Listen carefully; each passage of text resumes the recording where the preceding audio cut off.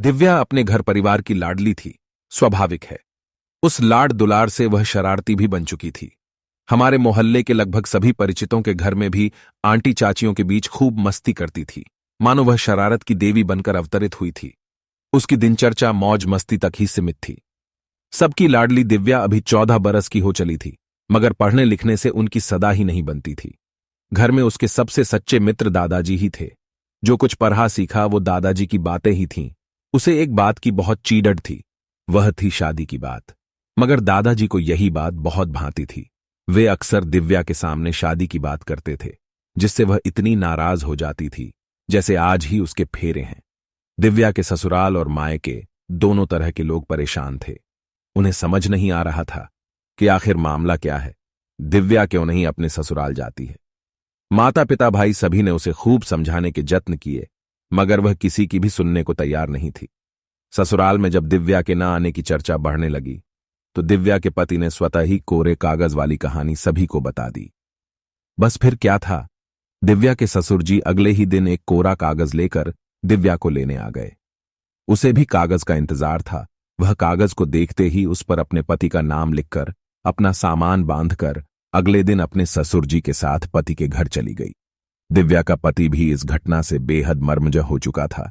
इस तरह दिव्या को अपने मनचाहे पतिदेव पुनः प्राप्त हो गए। दोनों ने मिलकर खूब बातें की। आज भी वे खुशी से जीवन व्यतीत करते हैं। जब कभी उनके बीच कागज का जिक्र आता है तो दोनों के चेहरे पर एक हल्की मुस्कान अवश्य आ जाती है। वो अब मेरे सामने खड़ी थी, जैसे स्वर्ग से उतरी कोई परी हो। मेरी नजरों में जैसी उसकी तस्वीर कैद हो गई। मैं तो बस उसे घुरा जा रहा था, नजरें हट नहीं रही थी। अचानक हाथ से चाय का गिलास गिर गया, तब सकपका गया। तभी एक नजर उसने भी मिलाई। चाय वाले को गिलास के पैसे भी लौटकर फिर उन्हें ही देखने लग गया। बड़ी ही खूबसूरत मॉर्निंग थी। वह होटल से पापा के लिए मिठाई लेने आई थी। कुछ समय बाद फिर वो अपने पापा के साथ चली गई, पर मैं भी होटल पर जैसे कुछ उधार कर आया। शायद उसके ख्यालों की उधारी थी, इसलिए अब रोजाना मैं वहां जाने लगा। वो भी रोजाना आती थी। मैं उन्हें जी भर कर देखता था। हम दोनों के बीच अनसुनी और अनकही बातें होती रही, जो आंखों से जुबां तक नहीं पहुंच सकी। मेरी पढ़ाई पूरी हो गई।